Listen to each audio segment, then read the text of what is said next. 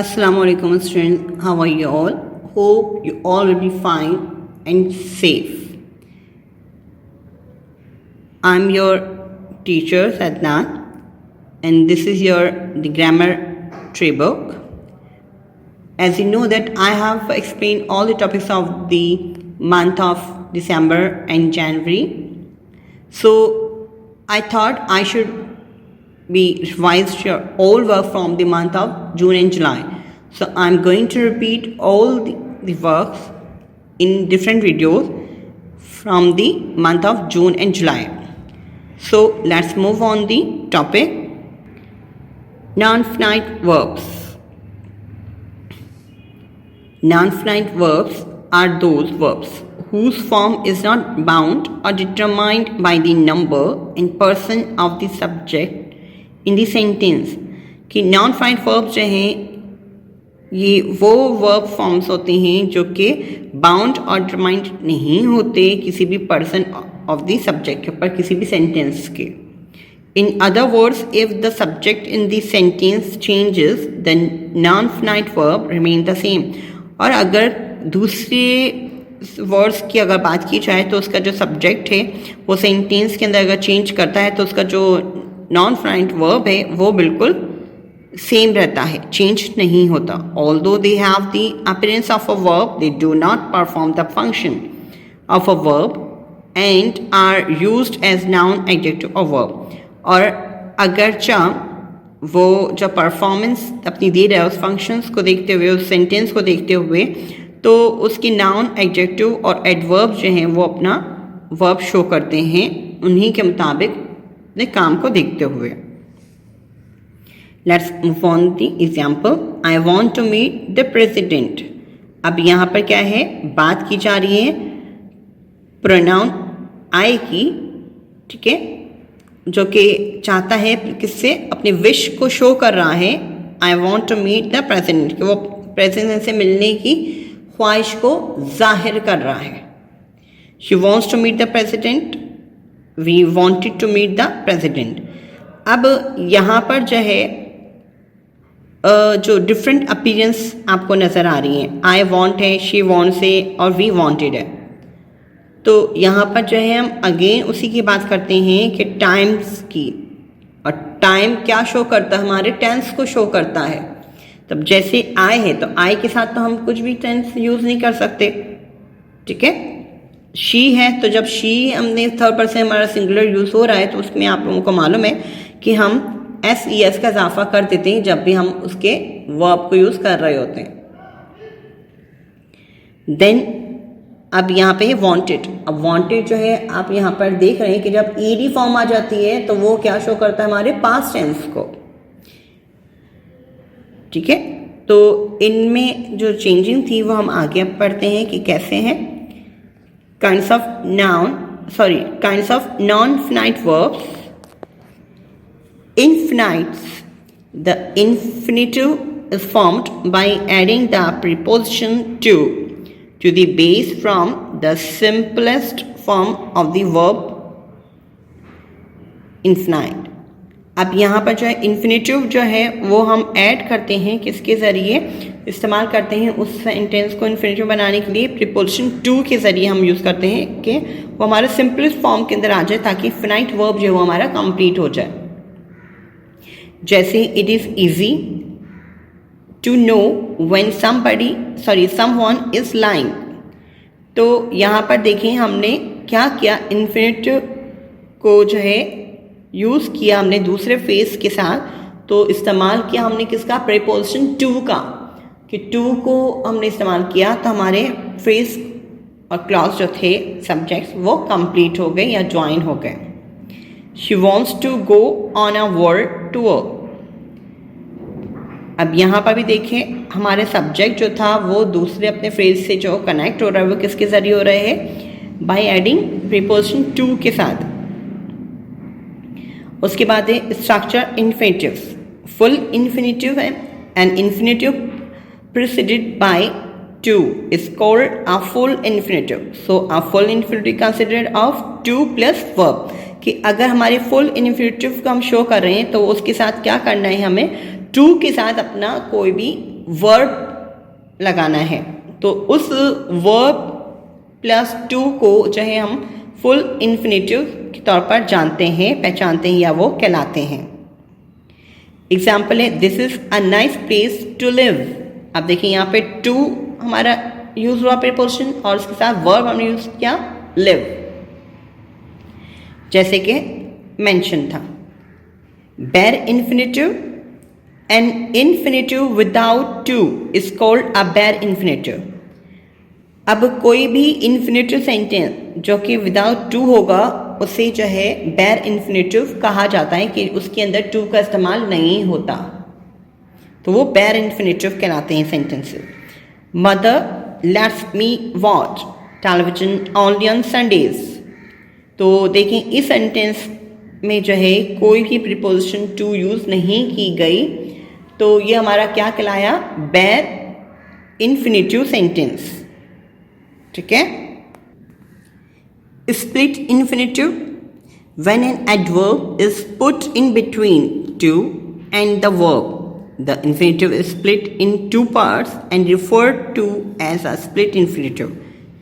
कि अगर हमारा एडवर्ब जो है वो आ जाता है टू और वर्ब के दरमियान, तो वो कहलाते हैं स्प्लिट इन्फिनेटिव। वो क्यों? क्योंकि स्प्लिट इन्फिनेटिव जो है वो उसके दो पार्ट्स रिफर्स करता है, एक तो स्प्लिट इन्फिनेटिव को, I request you to kindly grant me leave.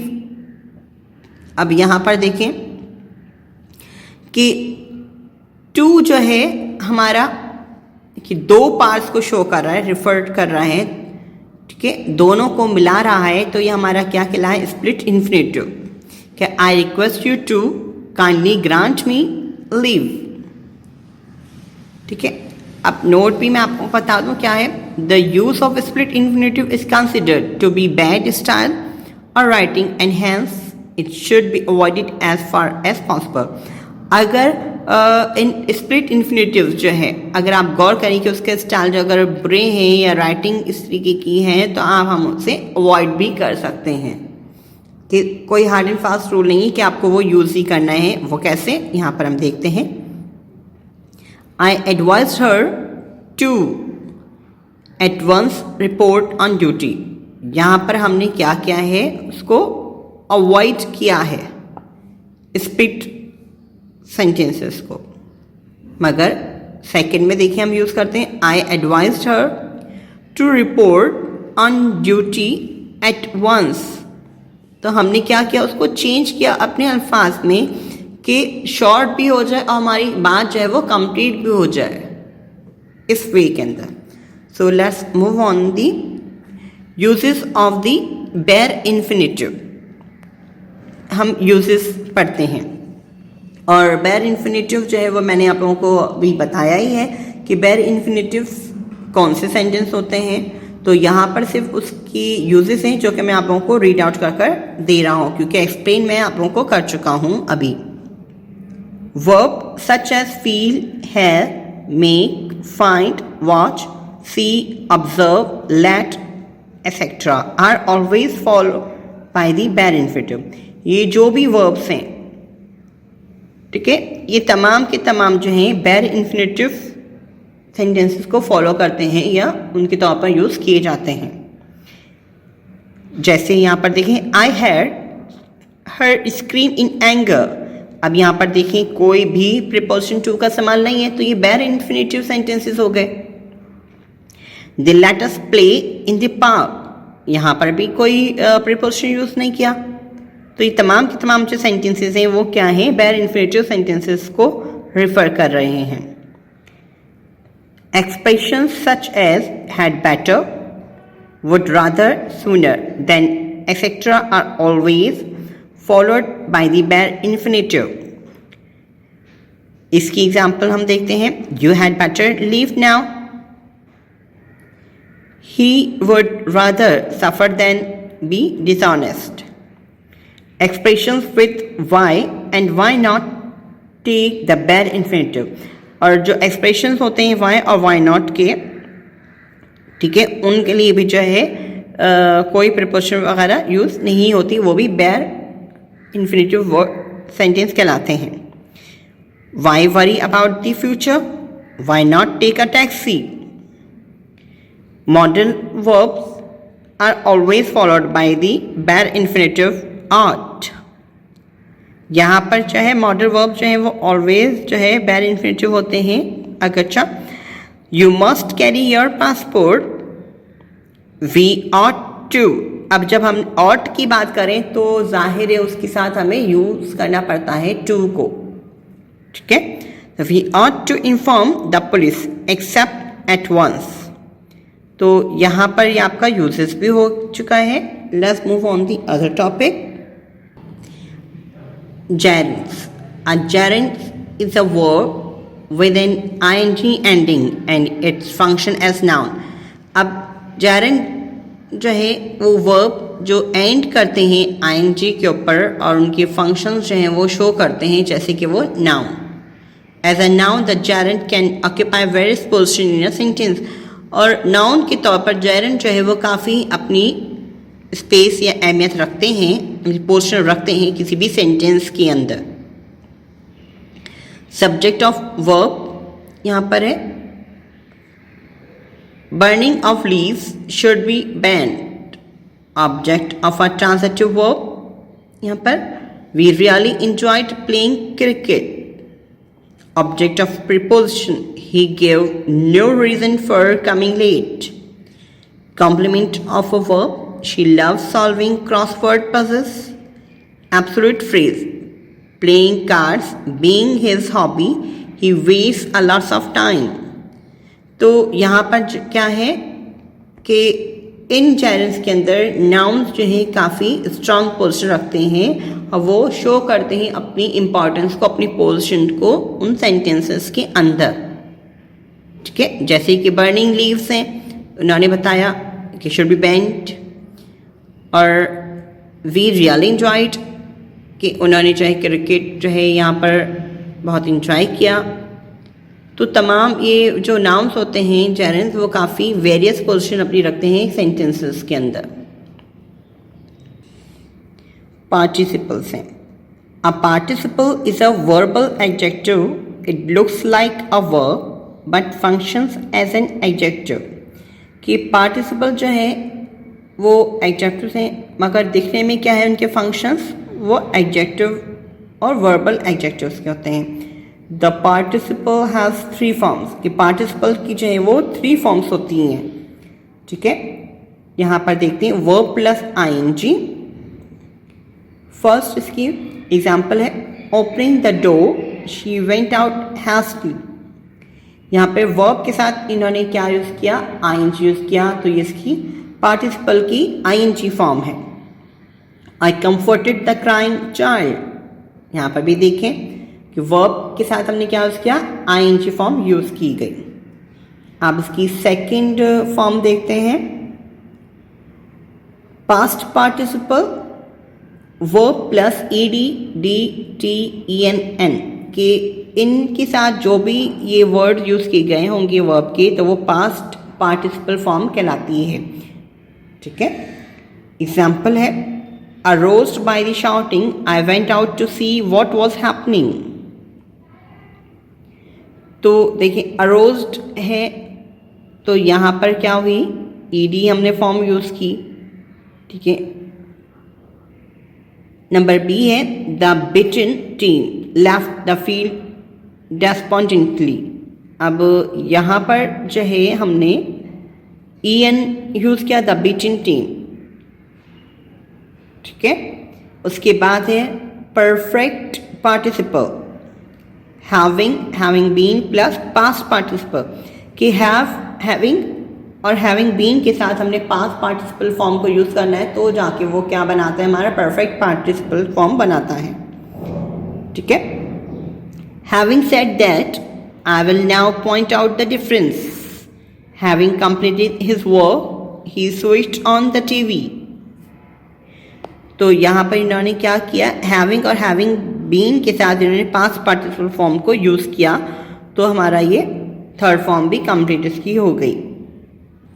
The perfect participle may also take the passive form, कि जो परफेक्ट पार्टिसिपल है उसके अंदर जो है पैसिव फॉर्म भी यूज़ की जाती है।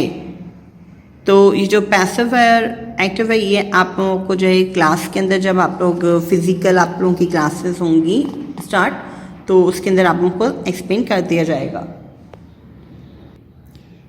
Having been warned he stood away from the tiger's cages at the zoo. Having been defeated in the chess game, he congratulated his opponent. So, students, here we have completed the topic of the non-finite verbs. So now we will move on the other topic, determiners. So students, in this video I will explain two topics. First, non-finite verbs, and second is determiners. So let's move on this. A determiner signals the coming of a noun in a sentence and determines the meaning of a noun or noun phrase. Determiners are of many types: article, possessive, demonstrative, distributive, number, quantifiers and interrogatives. कि determiners जो हैं वो signals देते हैं noun sentences को या किसी भी सेंटेंस में नाउन्स को, और डिटरमाइन करते हैं उनकी मीनिंग को और बढ़ा देते हैं किसी भी नाउन फ्रेज की मीनिंग को। ठीक है, तो उनकी डिटरमाइनर्स की जो डिफरेंट टैब्स हैं वो क्या हैं? आर्टिकल्स के अंदर भी हैं, पॉजेसिव्स के अंदर भी, डेमोन्स्ट्रेटिव्स के अंदर भी, डिस्ट्रीब्यूटिव्स के अंदर भी और क्वांटिफायर्स के अंदर भी, और या इंटरगेटिव्स के अंदर भी वो यूज़ किए जाते हैं। So let's move on the kinds of determiners. The categorization of determiners is based upon their position with regard to the noun or the noun phrase they modify. Thus we have the following types.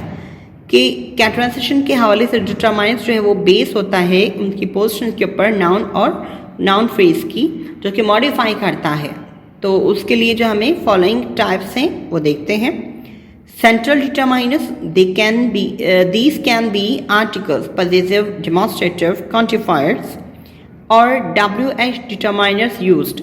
तो यहाँ पर जो है central determiners जो है वो article भी हो सकते हैं, पैसिव के अंदर भी हो सकते हैं, डेमोन्स्ट्रेटिव और क्वांटिफायर्स के अंदर भी, और या फिर WH डिटरमाइनर्स भी यूज किए जाते हैं।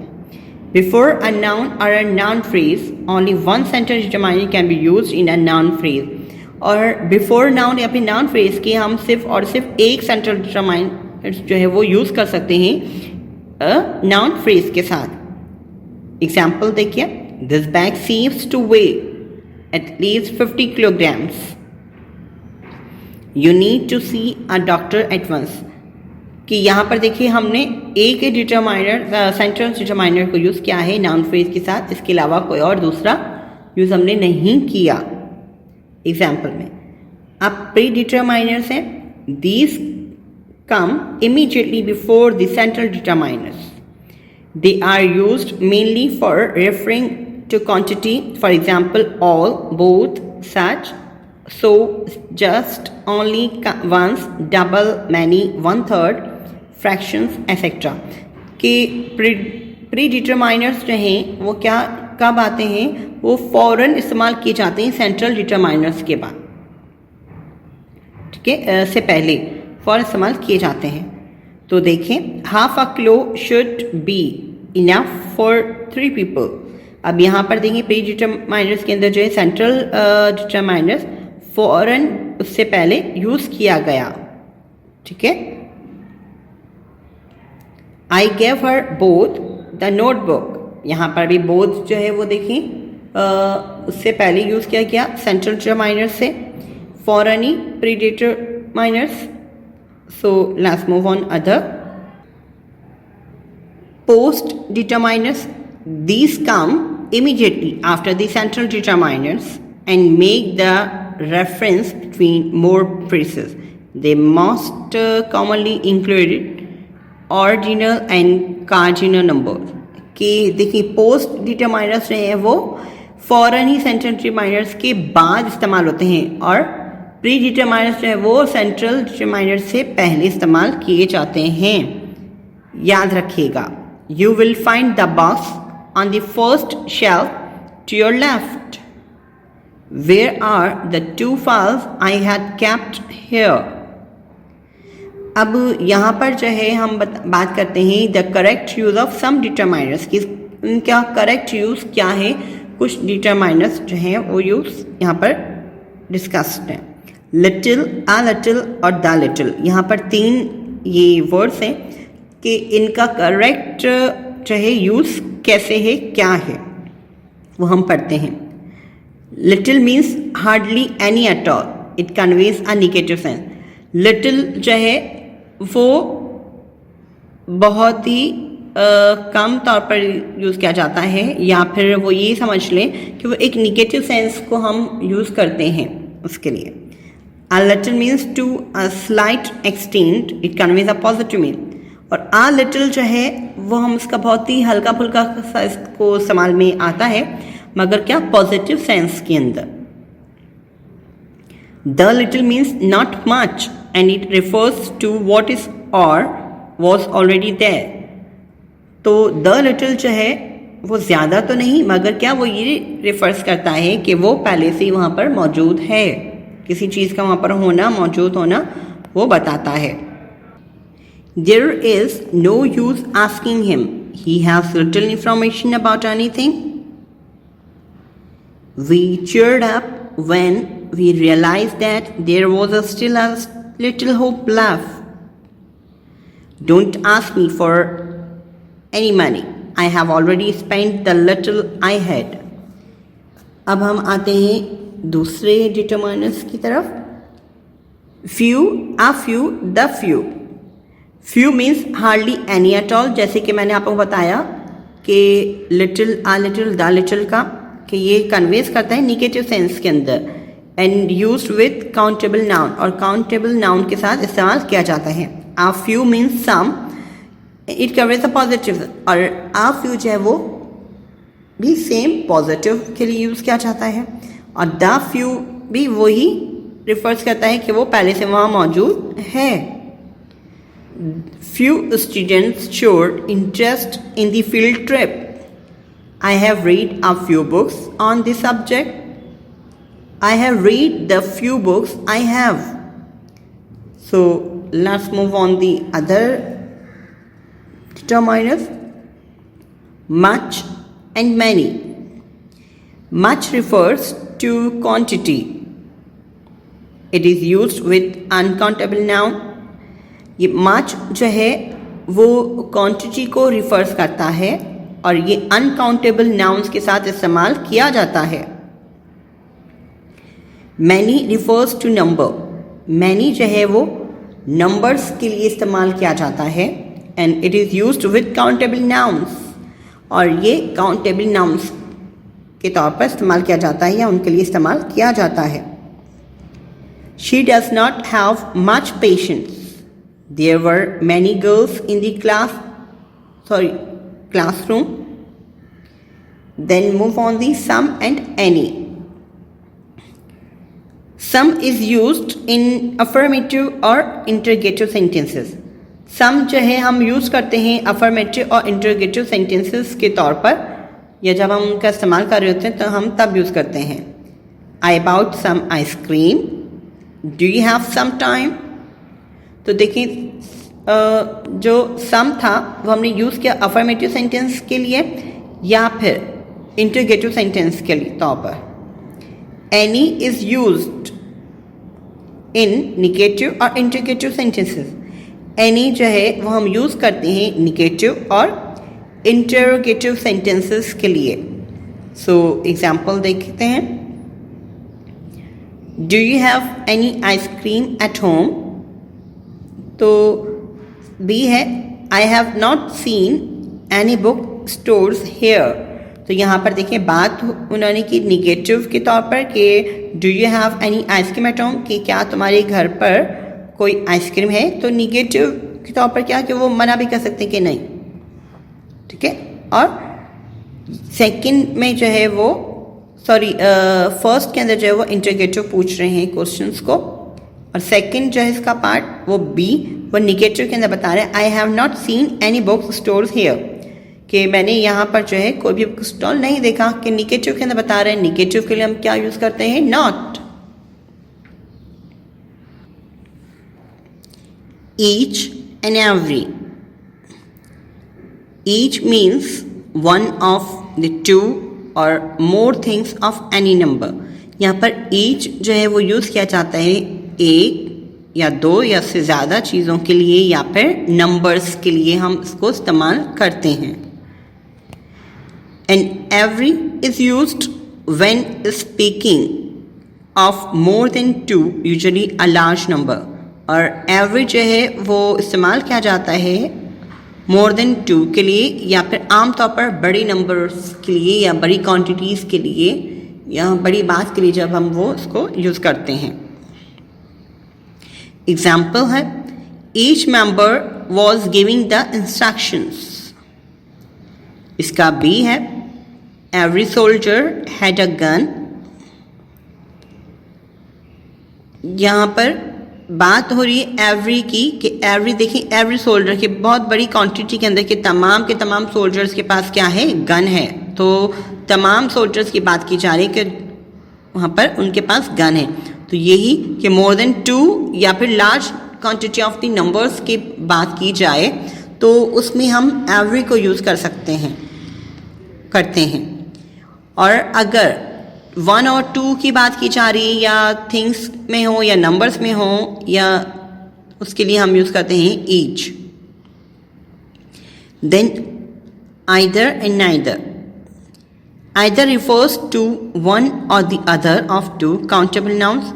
आइदर जो है हम वन या फिर एक या फिर दूसरे वर्ड के लिए हम यूज़ करते हैं, मगर वो जो है काउंटेबल नाउन होना चाहिए, उसके लिए हम यूज़ करते हैं आइदर। अब नाइदर है, neither refers to none of the two countable noun. Neither जो है दो या फिर दो से ज़्यादा या फिर किसी के लिए भी नहीं इस्तेमाल किया जाएगा, किया जाने वाली चीज़ों के लिए जो है हम यूज़ करते हैं जो कि काउंटेबल नाउन हो, कि जो कि बहुत ही इजीली जो है काउंटेबल की जा सकती है, कि वो दो या फिर दो से ज़्यादा के लिए इस्तेमाल में आ रही हो। तो एग्जाम्पल है either of you can look after the travel arrangements. I found neither of the place interesting। ठीक है, तो यहाँ पे आइदर और नाइदर का जो टॉपिक था वो भी कंप्लीट हो गया। ईच एंड एवरी था वो भी आप लोगों का जो है टॉपिक कंप्लीट हो गया। Little, uh little, the little का जो टॉपिक था वो भी आप लोगों को जो है कंप्लीट हुआ, क्लियर हुआ। Few, uh few, the few, उसका भी टॉपिक आपको क्लियर हुआ। मच, मैनी, सम, एनी जो है ये तमाम के तमाम जो वर्ड्स जो हैं वो डिटरमाइनर्स कहलाते हैं। और होप्स के आप लोगों को जो है ये टॉपिक्स अच्छी तरीके से क्लियर आउट हो गए होंगे। ठीक है, तो इसके मुतल्लिक आप लोगों को जो भी क्वायरी हो वो आप मुझसे इंडिविजुअली मेरे नंबर पर या फिर व्हाट्सएप ग्रुप के अंदर आप पूछ सकते हो। कोई भी आप लोगों को जो है इससे रिलेटेड क्वायरी हो तो आप लोग को मालूम है कि ग्रुप टाइमिंग्स हमारे क्या हैं, तो उसी टाइमिंग के अंदर आप हमसे पूछ सकते हो। ठीक है, और इसके अलावा जो भी इसका जो वर्क होगा वो आप लोगों को ग्रुप के अंदर सेंड कर दिया जाएगा। तो उसी के मुताबिक आप नीट एंड क्लीन राइटिंग के अंदर और प्रॉपर वे के अंदर जो मैंने आप लोगों को क्लास में समझाया हुआ है कि किस वे के अंदर आप लोगों को काम करना है, तो उसी तरीके से आपको काम करना है। ठीक है, तो इसका जो भी काम होगा वीडियोस का वो आप लोगों को ग्रुप के अंदर सेंड कर दिया जाएगा। और वैसे भी ये जून एंड जुलाई का जो है रिपीट हो रहा है आप लोगों का, तो इसका काम आप लोगों के पास तो मौजूद होगा ऑलरेडी ही, तो इसका काम नहीं आएगा ग्रुप के अंदर। ठीक है, जो भी आप लोगों की वीडियो से हमें लगेगा कि हमें ये काम आपके ग्रुप में डालना है तो हम डाल देंगे और आप लोग उसको नीट एंड क्लीन राइटिंग के अंदर अपनी कॉपी के अंदर राइट कर लिया करें। ठीक है, so students till then bye, take care. अल्लाह हाफिज़, अपना बहुत ख्याल रखिएगा और जो भी काम है वो प्रॉपर तरीके से अपनी कॉपी के अंदर करते रहिएगा। So bye, take care, see you.